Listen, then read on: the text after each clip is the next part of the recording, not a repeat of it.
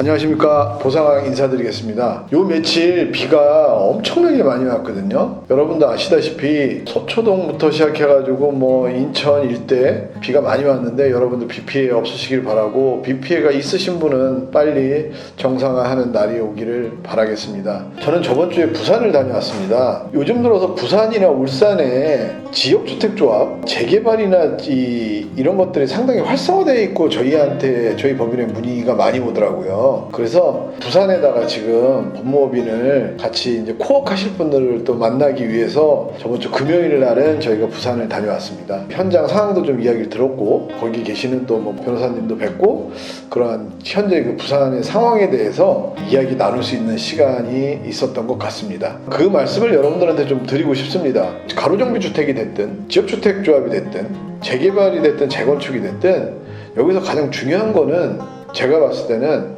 PM사의 역할인 것 같거든요. PM사라는 게 뭐냐면 업무 대행사를 얘기하는 건데요. 제가 좀 아주 파격적으로 여러분들한테 이러한 속담을 말씀드릴게요. 누구한테 복수를 하고 싶으면요, 지역주택조합을 소개해주라는 얘기가 있거든요. 그 정도로 지역주택조합이 저렴하게 한다고 이야기는 해서 사람들을 이렇게 모으고 하지만 이 사업이 성공 확률이 상당히 낮거든요. 아마 인터넷이나 유튜브만 찾아보셔도 이 지역주택조합에 대한 어려움에 대해서는 아마 충분히 찾아보실 수 있지 않을까 싶고, 지역주택조합이라든가 이런 것들이 문제가 생기는 이유 중에 하나는 명확하지 않은 회계 문제 때문에 생기는 거거든요. 만약에 제가 집을 진다면 이거를 뭐 토목비가 얼마 들어가고 건축비가 얼마 들어가고 여기도 알아보고 저기도 알아보고 이렇게 하지 않겠습니까? 그런데 그게 아니라 업무 대행사에다 맡기다 보니까 재개발이나 재건축이나 지역주택조합이나 이런 사람들은 피해를 볼 수 있어도 소위 말하는 업무 대행사는 피해를 보지 않습니다.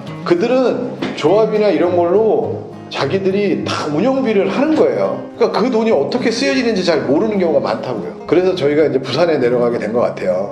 이분들에 대해서 한번 저희가 적어도 뭐 업무를 대행해주고 안 해주는 걸 떠나서 적어도 이 재개발 재건축 지주택에 대해서 뭐 강의를 할 수 있도록 그런 자리를 이야기하고 왔던 시간이었던 것 같습니다. 여기서 문제가 되는 게 뭐냐면, 현저히 저렴한 가격에 아파트를 들어온다는 매력만을 믿고 하는데, 문제는 뭐냐면 그 업무 대행사에서 지주작업이라는 걸 하거든요. 그 얘기는 뭐냐, 주민들이나 이런 데 찾아가고 이 땅을 사용하게 해주십시오, 토지사에 허승나서 동의서를 받는단 말이에요. 그리고 때때로 매매계약서도 체결하거든요. 근데 여기서 잊지 마셔야 될 게 있어요. 동의서하고 매매계약서는 다른 거예요. 동의서를 받잖아요. 80%가 되면 매도 청구가 가능하고 사업성이 나야 돼요, 무조건. 그리고 95%가 되면 오래 사신 분도 바깥으로 뺄 수가 있다, 이 말씀을 하는데, 지주작업할 때 통상적으로 PM사가 어떻게 운영이 되냐 하면 이 모든 비용을 조합으로부터 돈을 받아요. 그러면 동의를 받고 매매계약이 체결되잖아요. 일반적으로 토지가의 약 2%에서 4% 정도 되는 업무 대행비로 받아요. 땅값을. 크지 않나요? 엄청 큰 것 같은데. 엄청 크죠. 공인중개사 0.9% 받거든요. 그러면 땅값을 공공수용처럼 감정평가에서 의해서 하는 것보다 최초로는 지주작업할 때는 업무대행사들하고 협의를 보는 경우가 많거든요. 그러면 땅값이 올라갈까요, 떨어질까요? 당연히 올라가죠. 그렇게 되는 거예요. 안 나가신 분들 있잖아요. 법무법인에서 일을 해요. 그럼 그분들이 하는 거는 주로 이제 매도 청구를 대행해서 하거든요. 뭐 내용 증명이라든가를 대행해서 해요. 그럼 그분들이 받는 보수는 얼마나 될까요? 제가 알기로는 3%에서 5% 정도 되는 걸로 알고 있어요. 여기서 말하는 게 1, 2억짜리를 말하는 게 아니에요. 그러니까 상당한 이권 사업인 거죠, 어떻게 보면. 그런데 이 조합원의 문제가 뭐냐면 항상 분담금이라는 게 늘어나거든요. 처음에 뭐라 그러냐면 옆에 1,000만원짜리 있는데 여러분 600만원이면 아파트 들어올 수 있습니다.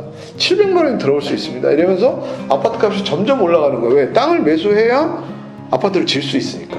그 돈을 오로리 주민들이 낸다고 보면 돼요. 그러면 어떤 일이 생기냐면 내가 내 돈을 내고요, 심지어 빚쟁이가 되는 경우도 있어요. 업무 대행사는 업무만 대행한 거지 이 사업의 주체는 누구예요? 조합이죠. 살아보지도 못하고 돈 써보지도 못하고 빚쟁이가 되는 경우가 많아요. 그래서 이런 얘기를 널리 알려야 되겠다. 널리 알리고 알려줘야 지역주택조합이 무조건 나쁘다는 게 아니라 정확히 누구나 알고 이해할 수 있으면 좋은 사업이지만 지금 현재 어려움을 겪고 있고 평생 모은 돈을 날릴 수도 있으니 좀 정확하게 교육받고 그분들이 하시면 훨씬 좋은 게 아니겠나. 이래서 부산 연산동 꼼장어도 먹고 법무사님들하고 지역 주민들도 만나고 또 변호사님도 만나서 그런 시간을 가졌던 것 같습니다. 여러분들 잊지 마셔야 될 거 제가 하나 말씀드리면, 제가 이제 땅을 조그맣게 해서 지금 개발 행위를 받고 있거든요. 근데 여러분들이 알고 계셔야 되는 게 뭐냐면, 토지 투자에 대해서 조금 말씀을 드리자면 이런 얘기를 하시잖아요. 야, 저 땅 30만 원짜리 사면 개발해서 100만 원 받아, 200만 원 받아, 이런 얘기 하잖아요. 여러분들이 산 토지가 전일 수도 있고 답일 수도 있고 임야일 수도 있고 개발 행위를 받아서 공장을 질 수도 있고 집을 질 수도 있고 다양하잖아요. 저 같은 경우는 전원주택 부지를 요번에 개발 행위를 하고 있거든요. 근데 잊지 마셔야 될 게 뭐가 있냐면요, 문재인 정부 때는요, 내가 1가구 1주택일 때 바로 팔 수 없잖아요. 그러니까 1년 안에 팔아야 돼요. 근데 윤석열 정부 때 바뀌었어요, 이 세법이. 2년 안에 팔아야 돼요. 근데 아시다시피 여러분들, 사업용이냐 비사업용에 따라서 이 세금 차이가 엄청나거든요. 그리고 특히 비사업용 같은 경우는 거의 국가에서 70% 정도 갖고 가요. 단기 매도일 때는 양도 차익에 대해서. 거기다 인정을 못 하잖아, 공사비 같은 것들.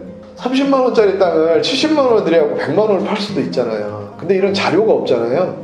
30만 원짜리 땅을 100만 원에 팔았다. 그러면 양도 차익이 얼마예요? 70만 원이죠. 70만 원에서 단기 매도로 70%, 77% 세금을 뗀다는 얘기는요, 손해가 난다는 거예요. 당부드리고 싶은 건, 세무사와 이런 것들을 사업하기 전에 미리 어떻게 개발을 해서 어떻게 이걸 세금으로 절세 방법을 찾을지에 대해서 판단하셔야만 이익이 생기는 거지. 그래서 토지 투자가 어려운 거거든요. 사전적으로 반드시 확인하셔서 그런 행위를 하시는 게 도움이 된다라고 반드시 좀 말씀드리고 싶습니다. 저번 주에 제가 업무 봤던 거를 오늘 짤막하게 말씀드리는 시간을 가졌습니다.